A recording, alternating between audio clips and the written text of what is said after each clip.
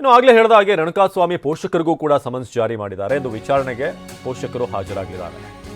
ತಂದೆ ಕಾಶಿನಾಥಯ್ಯ, ತಾಯಿ ರತ್ನಪ್ರಭಾ ಹಾಜರು. ನೋಡಿ, ಇವರೆಲ್ಲ ಪಾಪ ತಂಪಾಡಿಗೆ ತಾವು ಜೀವನ ಸಾಗಿಸ್ತಿದ್ದಂಥವ್ರು. ಇವೆಲ್ಲ ಅನವಶ್ಯಕ ಅವರಿಗೆ ಅವ್ರ ಜೀವನದಲ್ಲಿ. ಆದರೆ ತಂದೆ ತಾಯಿ ಮಗನಿಗಾದಂಥ ಘಟನೆಯಿಂದ ನೋಡಿ ಈಗ ಕೋರ್ಟಿಗೆ ಬಂದು ವಿಚಾರಣೆ ಹಾಜರಾಗಬೇಕಾಗಿದೆ. ತಂಪಾಡಿಗೆ ತಾವು ಇದ್ದಂಥವ್ರು ನಿನ್ನೆ ಬೆಂಗಳೂರಿಗೆ ಬಂದಿರುವಂಥ ರೇಣುಕಾಸ್ವಾಮಿ ಹೆತ್ತವರು ಸಂಬಂಧಿಕರ ಮನೆಯಲ್ಲಿದ್ದು ಇಂದು ಕೋರ್ಟ್ಗೆ ಹಾಜರಾಗ್ತಿದ್ದಾರೆ.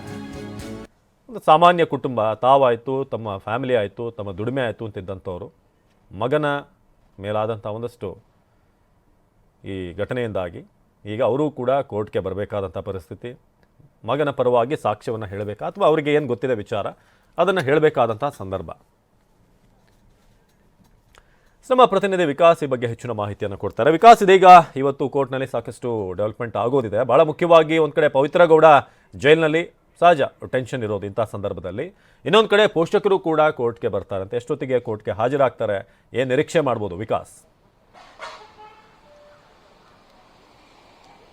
ಎಸ್ ಅವಿನಾಶ್, ಏನು ರೇಣುಕಾಸ್ವಾಮಿ ಕೊಲೆ ಪ್ರಕರಣದಲ್ಲಿ ಇವತ್ತಿಂದ ಟ್ರಯಲ್ ಶುರುವಾಗ್ತಾ ಇದೆ. ಸೊ ಇದರಲ್ಲಿ ಪ್ರಮುಖವಾಗಿ 7-8ನೇ ಏನು ಸಾಕ್ಷಿಗಳಾಗಿ ರೇಣುಕಾಸ್ವಾಮಿ ಅವರ ತಂದೆ ತಾಯಿ ಅವರಿಗೆ ಸಮನ್ಸ್ ನೀಡಲಾಗಿತ್ತು. ಇವತ್ತು ಏನು ಸಾಕ್ಷಿಗಳ ವಿಚಾರಣೆ ನಡೆಯೋದ್ರಿಂದಾಗಿ ನಿನ್ನೆನೆ ಅವರು ಬೆಂಗಳೂರಿಗೆ ಬಂದು ಅವರ ಸಂಬಂಧಿಕರ ಮನೆಯಲ್ಲಿ ಇದ್ದಾರೆ. ಬೆಳಿಗ್ಗೆ 11 ಗಂಟೆಗೆ ಈಗ ಕೋರ್ಟ್ ಪ್ರಿಮಿಸಸ್ಗೆ ಬರ್ತಾರೆ. ಮತ್ತು ಈ ಒಂದು ಪ್ರಕರಣದಲ್ಲಿ ಸಾಕ್ಷಿಗಳ ವಿಚಾರಣೆ ಅಂತ ಹೇಳಿದ್ರೆ ಈಗ ರೇಣುಕಾಸ್ವಾಮಿ ತಂದೆ ತಾಯಿ ಬಳಿಯಲ್ಲಿ ಅವರು ಕೊನೆಯದಾಗಿ ನಿಮ್ಗೆ ಕರೆ ಮಾಡಿರೋದು ಯಾವಾಗ, ಏನಂತ ಹೇಳಿ ತೆರಳಿದ್ರು, ನಿಮ್ಗೆ ಅವರ ಲಾಸ್ಟ್ ಯಾವಾಗ ಅವರು ನಿಮಗೆ ಕರೆ ಮಾಡಿ ಮಾತನಾಡಿದ್ರು ಅನ್ನುವಂಥ ವಿಚಾರಗಳೇನಿದೆ, ಪೊಲೀಸರು ಇನ್ವೆಸ್ಟಿಗೇಷನ್ ಅಲ್ಲಿ ಏನೆಲ್ಲ ಹೇಳಿಕೆಗಳನ್ನು ದಾಖಲಿಸಿಕೊಂಡಿರ್ತಾರೆ ಅವೆಲ್ಲ ಪ್ರಶ್ನೆಗಳನ್ನ ರೇಣುಕಾಸ್ವಾಮಿ ತಂದೆ ತಾಯಿಗೆ ಕೇಳ್ತಾರೆ. ಮತ್ತು ಅದ್ರ ಜೊತೆಗೆ ಈ ಒಂದು ಪ್ರಕರಣದಲ್ಲಿ ಸುಮಾರು 272 ಸಾಕ್ಷಿಗಳಿದಾವೆ. ಇದರಲ್ಲಿ ಐ ವಿಟ್ನೆಸ್ಗಳಿದ್ದಾರೆ ಮತ್ತು ಸಿಸಿಟಿವಿ ವಿಜುವಲ್ಸ್ಗಳಿದಾವೆ. ಇದರಲ್ಲಿ ಇವೆಲ್ಲ ಸಾಕ್ಷಿಗಳು ಇರುವಂತದ್ದು. ಸೊ ಹಾಗಾಗಿ ಇವತ್ತಿಂದ ಟ್ರಯಲ್ ಶುರುವಾಗ್ತಿರೋದ್ರಿಂದಾಗಿ ಈ ಒಂದು ಪ್ರಕರಣದಲ್ಲಿ ಭಾಗಿಯಾಗಿರ್ತಕ್ಕಂಥ ಪವಿತ್ರ ಗೌಡ ಆಗಿರ್ಬೋದು, ದರ್ಶನ್ ಆಗಿರ್ಬೋದು, ಇದರಲ್ಲಿರ್ತಕ್ಕಂಥ ಪ್ರಮುಖ ಆರೋಪಿಗಳಿಗೆ ಒಂದಷ್ಟು ಈಗ ಭಯ ಶುರುವಾಗಿದೆ. ಬೆಳ್ಳಂಬೆಳಿಗ್ಗೆ